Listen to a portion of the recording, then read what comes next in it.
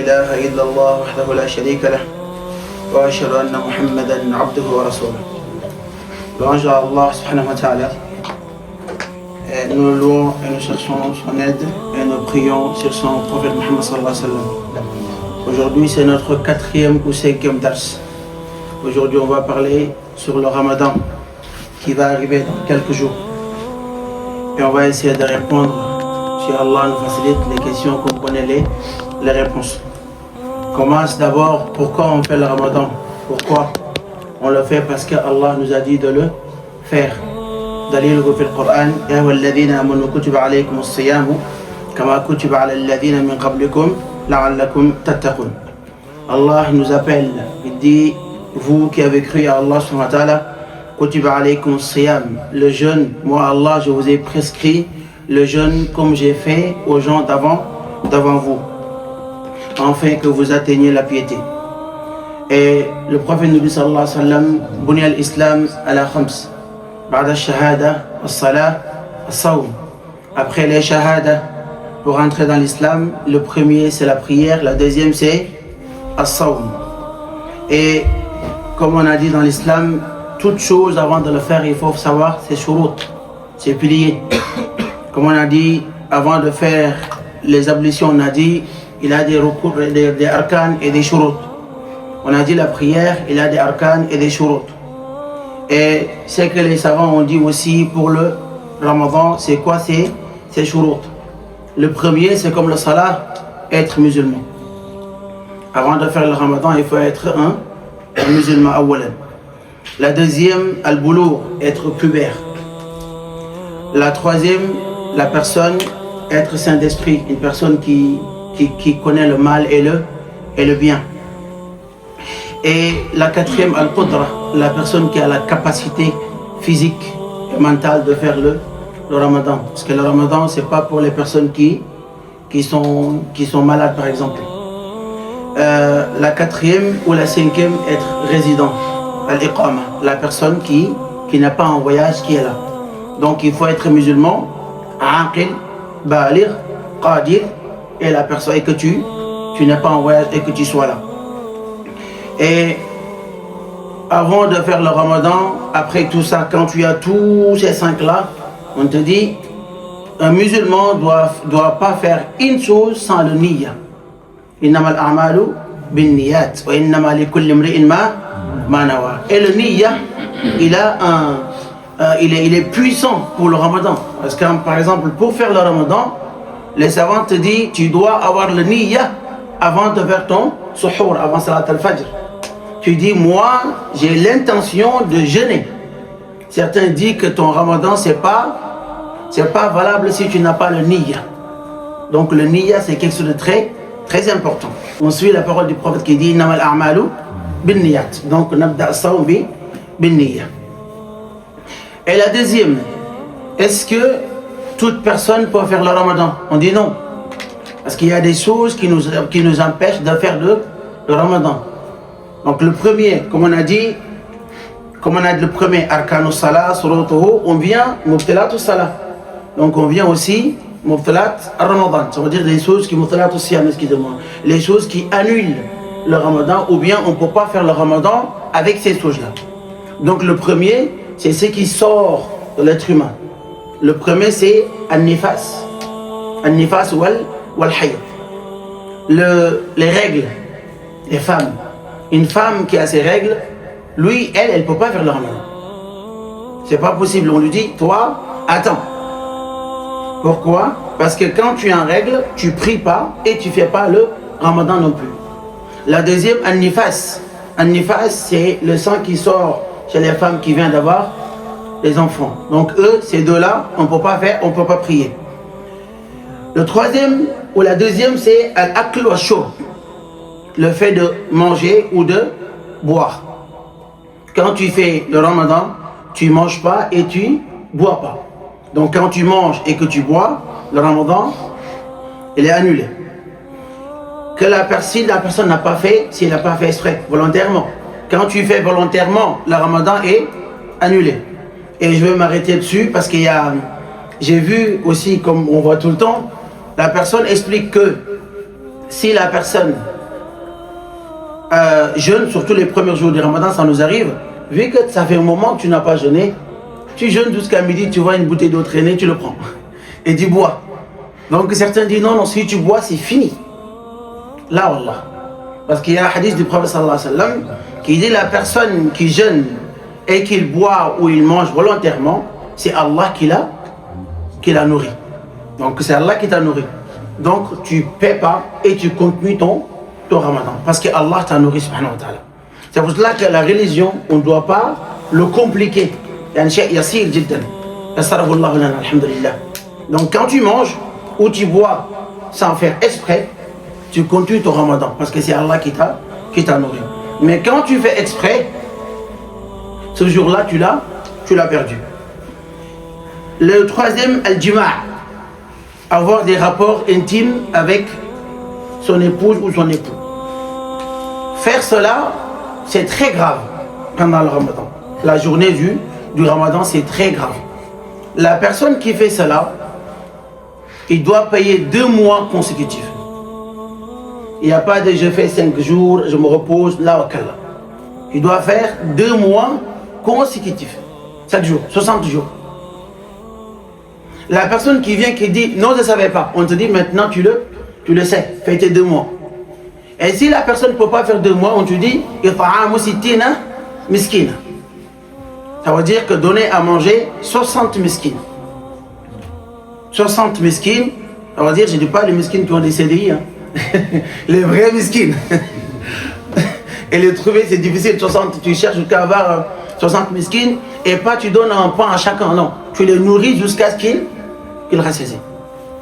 Donc tu as le choix, tu fais les 60 jours ou bien tu nourris 60 personnes. Et la 6e, éjaculation volontaire. L'éjaculation volontaire parce qu'il y en a, subhanallah, qui sont faibles, ils peuvent regarder une femme passer,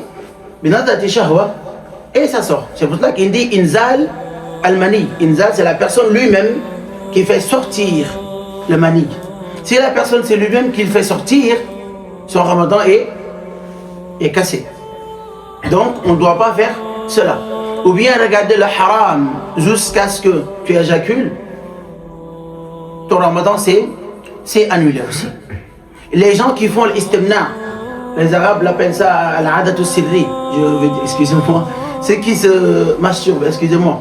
Donc la personne qui tombe dans ce péché pendant le Ramadan aussi, toi tu fais partie des gens qui font inzal al-mani. Donc quand tu dors et tu fais des rêves érotiques, ça ne fait pas partie. Pourquoi? Rafi'atil aqlam an thalatha. La personne qui dort, tout ce qu'il fait dans son sommeil, c'est pardonné. Donc quand tu dors et tu fais des rêves à ton réveil et tu vois que ça a sorti, tu vas juste te laver et tu continues ton Ramadan parce que tu dormais. Et quand tu as des pensées aussi, comme chaque être humain, il y a des pensées bizarres qui te viennent en tête, ça aussi ça annule pas le Ramadan. Juste tu fais en sorte pour qu'il parte ou autre chose. Et Ridda, la personne qui sort de la religion. Et sortir de la religion, c'est quelque chose que nous on croit que c'est difficile et c'est très facile d'en sortir.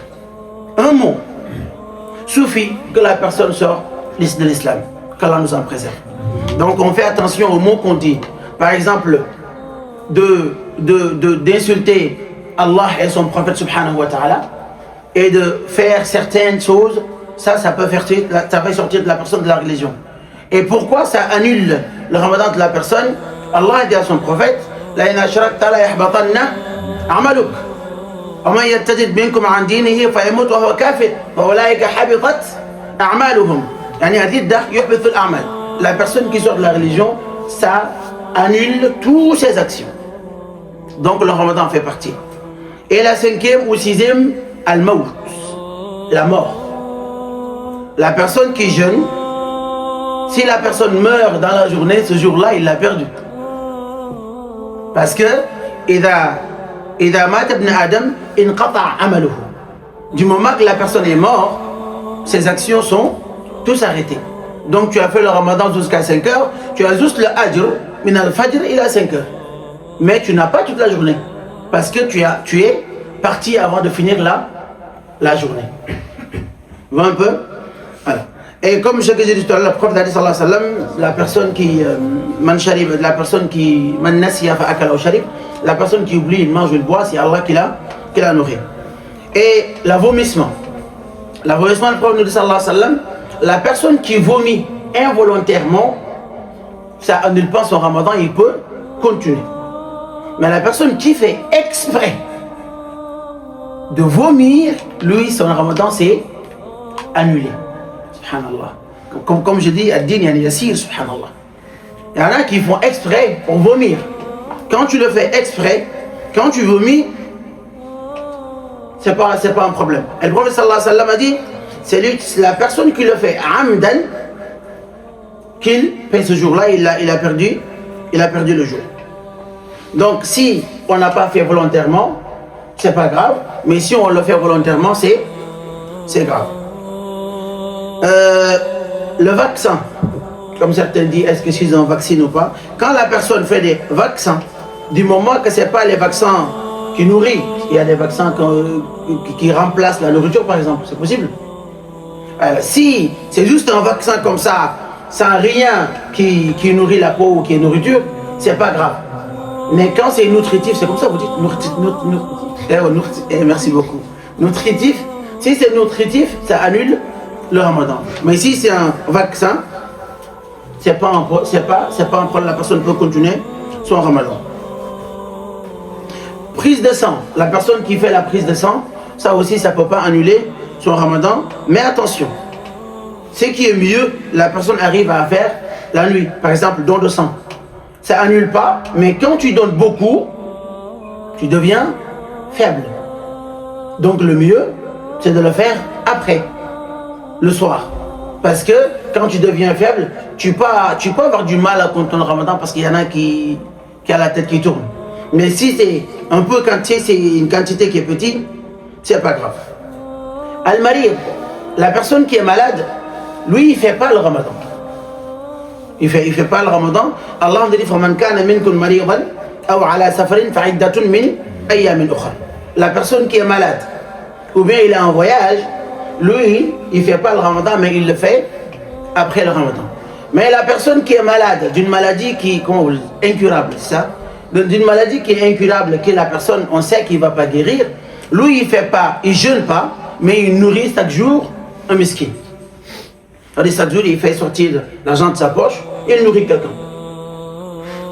Tu vois, c'est ça son kafara. Pourquoi? Parce que le ramadan, du moment qu'on est musulman, c'est obligatoire, on doit le faire du moment qu'on est vivant. Quand c'est une maladie temporaire, tu te soignes et tu attends jusqu'après le ramadan, tu payes, tu rattrapes. Mais si c'est une maladie incurable, la personne doit payer ça après le... Non, excusez-moi, incurable, la personne doit nourrir quelqu'un chaque jour. La femme qui est enceinte ou la femme qui al-hamil wal-murdha, la femme qui allait et la femme qui est enceinte, son état peut arriver à un stade jeûner peut être dangereux. Vous voyez un peu? Peut être dangereux. Donc on dit à cette femme, si elle craint pour sa santé ou pour elle-même, on lui dit, pas la peine, on peut lui faire entrer dans وَمَنْ كَانَ مِنْكُمْ مَرِيضًا, parce qu'elle est malade.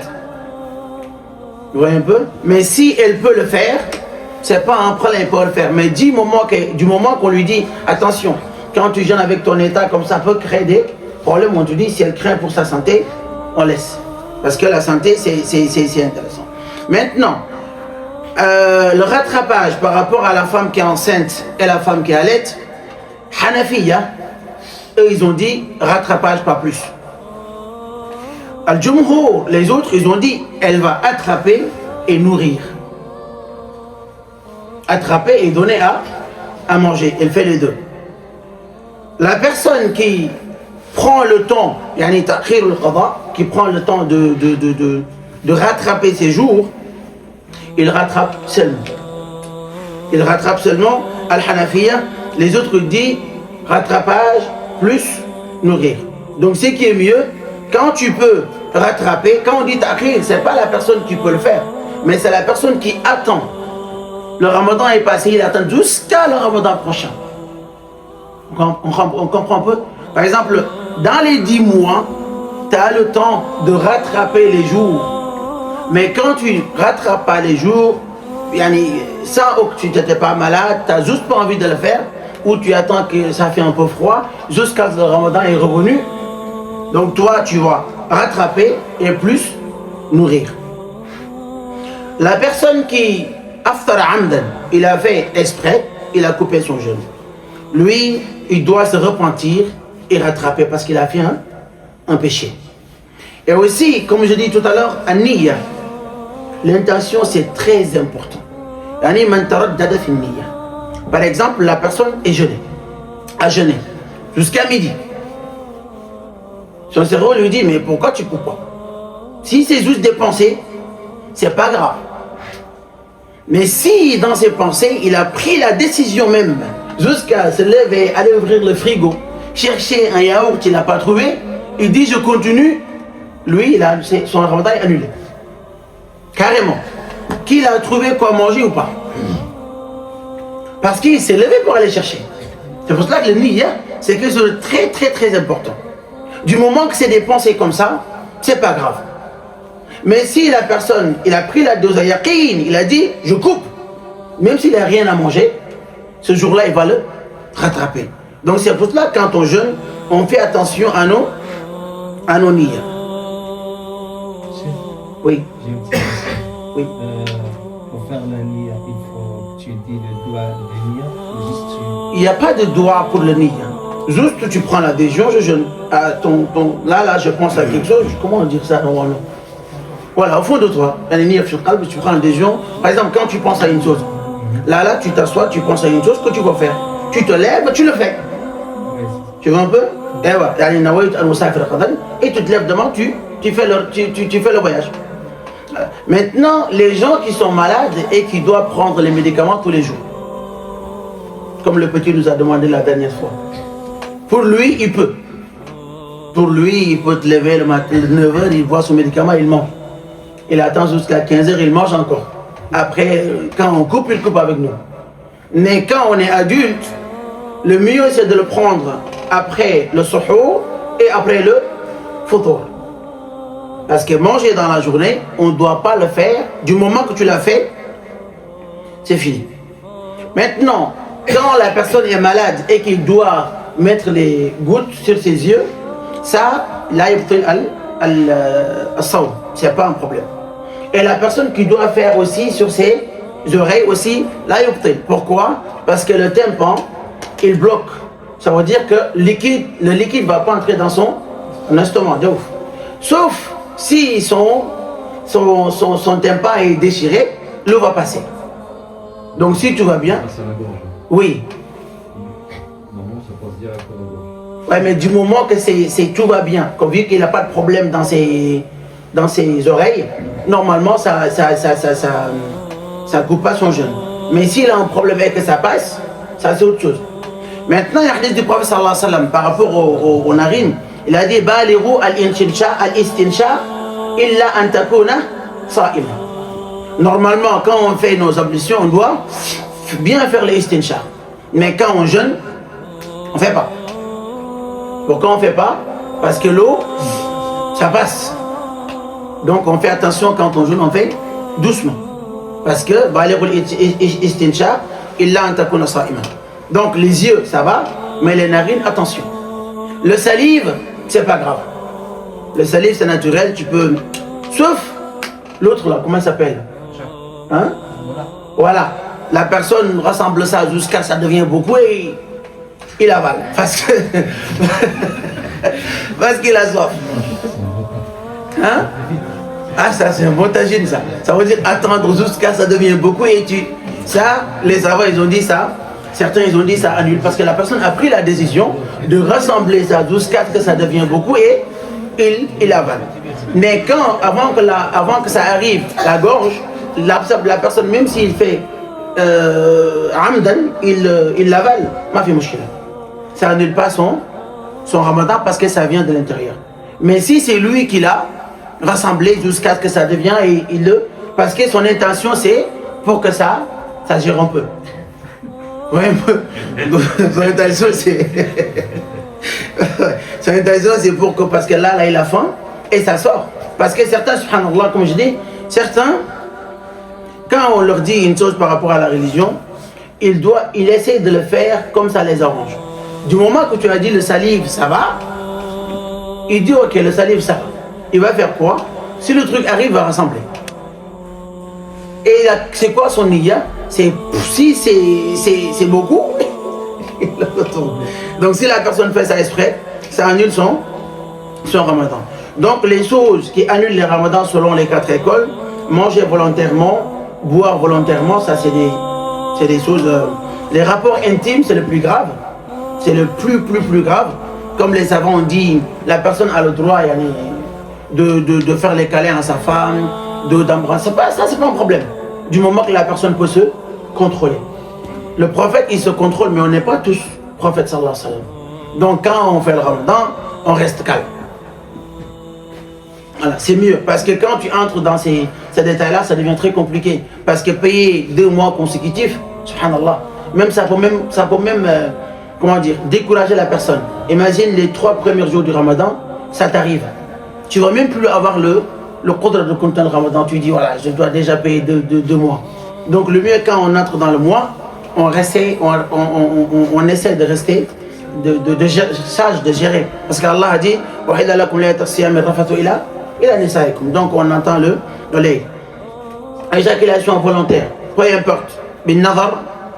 Si la personne regarde ce qu'il ne doit pas regarder jusqu'à il a l'éjaculation, il a perdu son ramadan. Les gens qui font l'istimna, ramadan.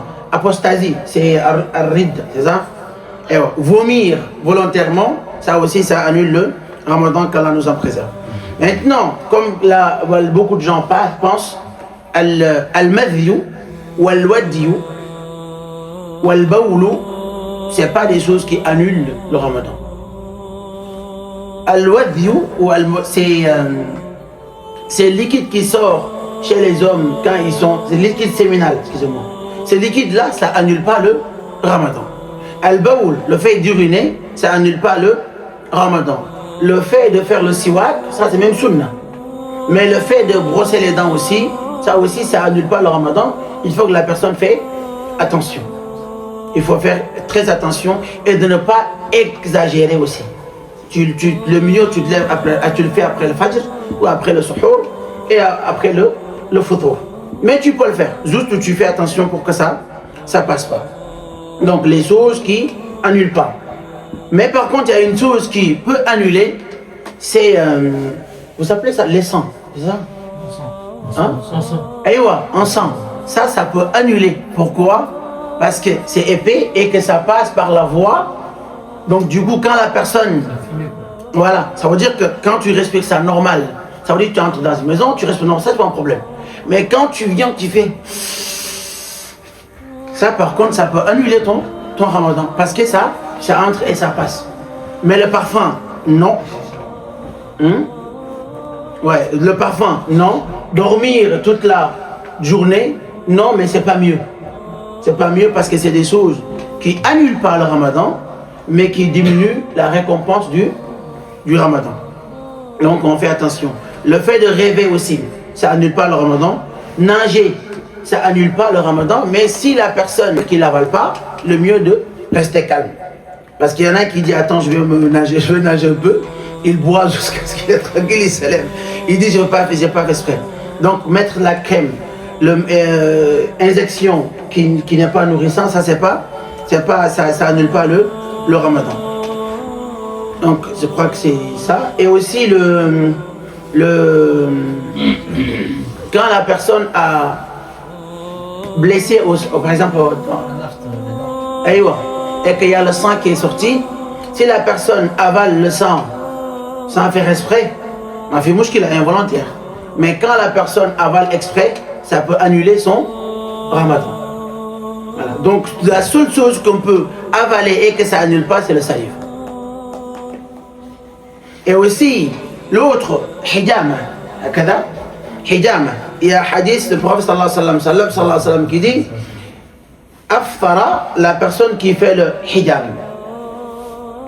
Et il y a un autre hadith qui dit sallallahu alayhi wa sallam qu'il a fait le hijama en étant sa'im.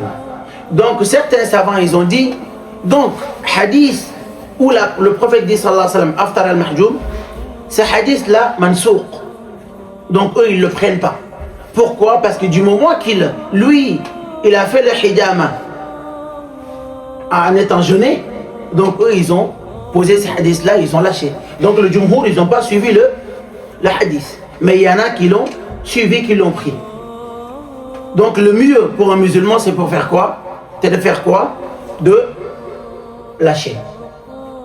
Tout ce qu'on te dit que peut-être il y a ça ou il y a ça, le mieux c'est de lâcher. Parce que le ramadan c'est très très très important. Ce que le prophète sallallahu alayhi wa sallam a dit par rapport au ramadan, il a dit sallallahu alayhi wa sallam, quand le ramadan arrive, futtihat abwabul jannah wa ughliqat aw ghulliqat abwabun nar wa suffidat ash-shayatin. Quand le ramadan arrive, Allah ouvre toutes les portes du paradis et il ferme toutes les portes de l'enfer et il chaîne ou il emprisonne tous les shayatin. Donc faut pas être parmi les gens. Quand le shaitan n'est pas là, nous on est des vrais, nous on remplace le shaitan. Ça c'est un vrai problème. Du moment que la personne shaitan est là ou pas, ça ne t'empêche pas de faire le haram ou de penser le haram. Pourquoi? Parce que tellement que tu as suivi ton nafs, le nafs maintenant c'est c'est lui qui te amène où il veut. C'est pour cela qu'il y en a, tu vois, ils te disent c'est plus fort que moi. J'ai pris l'habitude de le faire et j'arrive pas à l'arrêter. Et le plus grave même, on va juste, je crois que je vais arrêter là s'il y a des questions, Inch'Allah. Le plus grave que les musulmans font et qui font pas attention et qui peut annuler beaucoup de leurs actions est de couper nos jeûnes avec des choses licites. Pourquoi? Parce qu'il y a trois moments. Et un parmi ces trois moments-là, Allah subhanahu wa ta'ala, il répond la personne qui l'invoque sur le champ. Direct. Le premier, c'est la personne qui jeûne jusqu'à l'heure de coupure. Toutes les invocations que la personne va faire à cette heure-là, ils vont être acceptées par Allah subhanahu wa ta'ala. Vous avez vu cette heure-là? Et le prophète nous dit, imagine quand tu jeûnes, toute la journée tu n'as pas mangé, il y a une odeur qui sort de ta bouche. Cette odeur-là, pour Allah, c'est une odeur de musc. Imagine tu lui parles et ta bouche sent bon. Imagine tu jeûnes jusqu'à l'heure que tu dois couper. Tu dis Allahumma tel, il te dit fa'alt. Imagine toi, tu as ça là. Et toi tu essayes de couper ton jeûne avec le haram, subhanallah. Ça veut dire que tu travailles jusqu'à la fin et tout ce que tu as travaillé, tu le fais tomber. Pourquoi? Parce que tu te dis c'est plus fort que toi. Ou bien tu dis c'est shaitan. Il n'est pas là, shaitan. Il est parti. Et l'autre, c'est waqt as-suhour, le moment où on mange pour commencer le jeûne. Le prophète sallallahu alayhi wa sallam, le dernier tiers de la nuit, Allah va descendre à Sama'i Dunya, ici. Il dit, qui se lève et me demande, je lui donne. Peu importe ce que tu demandes. Dis-moi Allah, il te dit fa'alt.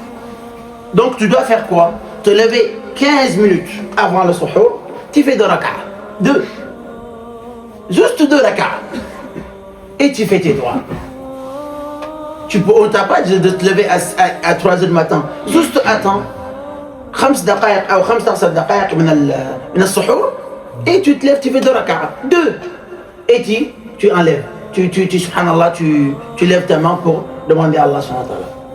La troisième, c'est après la salat al-fajr jusqu'à shuruq as-shams. La personne qui peut. Ou bien de faire tout son possible de venir faire le fajr à la mosquée. Man salla al-fajr fi jama'a, fahuwa fi dhimmatillah. La personne qui fait le fajr dans une mosquée, dans un groupe, il est sous la protection d'Allah toute la journée. Rak'atayn al-fajr, les 2 rak'at du fajr, khayrun min ad-dunya ma fiha. sont plus importants et meilleurs pour Allah de ce monde et tout ce qu'il trouve dedans. Donc 3 heures, juste 3 heures. Avant le suhour, avant le futur et le fajr. Inna Qur'an al-Fajr kana mashhouda. Mashhouda, vous savez c'est qui mashhouda? C'est les anges. Ils viennent écouter le Qur'an al-Fajr. Ils écoutent. Ils sont avec nous quand on fait la prière. Jusqu'à ce que l'imam dit assalamu alaikum wa rahmatullahi wa barakatuh. Shahidoun, ils sont là. Donc imagine la personne qui fait tout le ramadan, surtout les jeunes, ils restent éveillés toute la nuit pour dormir toute la journée. Pourquoi? Parce que s'il dort, il va se réveiller juste 15 minutes avant le futur. Tu as eu quoi ta journée? Quoi? Et c'est un mois qui est béni. Donc c'est ce message-là que je voulais vraiment partager. Et surtout de faire le ramadan sans prière. C'est des choses qui sont très graves. Par exemple, on te dit, on te paye 1000 €, mais le jour que tu ne vas pas au travail, on va couper ça de ton salaire. Imagine, tu ne vas pas au travail pendant 25 jours. Tu vas avoir combien? Si on te paye 100 €, tu ne vas pas te fâcher. Pourquoi? Parce que tu n'as pas parti au travail. La personne qui fait le ramadan et qui médite, qui ment sur les gens, qui fait toutes choses qu'il faisait avant le ramadan et qu'il ne prie pas, cette personne, Allah n'a pas besoin de son saum. Vous voyez un peu? Le prophète nous dit Man lam yada al-qawl az-zura wal-amala bihi. La personne qui ne laisse pas le qawl az-zur, ça veut dire de dire des choses kalamfar, des choses qui n'ont pas de sens, de parler sur ça, de médire surtout, de faire le namim, d'insulter les gens, de regarder le haram, de le dire et le faire. Allah n'a pas besoin que la personne yada'a ta'amahu wa sharabah. Allah n'a pas besoin que cette personne laisse de manger et de boire. Il ne veut pas. Et aussi il a dit, Rubba sa'imin. Il y en a des gens qui font le ramadan. La seule chose qu'ils vont récolter de leur ramadan, c'est al-jou'. Qu'Allah nous en préserve. Tu jeûnes tout le mois et la seule chose que tu as gagnée, c'est parce que tu es fatigué, tu as jeûné et tu as eu faim pour rien. Donc le ramadan, c'est pas juste de ne pas manger, de ne pas boire. Ramadan c'est une adoration. C'est juste un mois. On essaie de se rapprocher d'Allah subhanahu wa ta'ala. On essaie de dire le bien et de le faire et de faire le infaq fi sabilillah. Ces mois-là, c'est des mois bénis. Chaque chose que tu fais, Allah va le multiplier. Il a alaf marrat. Donc on demande à Allah subhanahu wa ta'ala de nous laisser ici, qu'on puisse faire le ramadan, Inch'Allah. Et s'il y en a qui ont des questions, et sinon on arrête, Inch'Allah.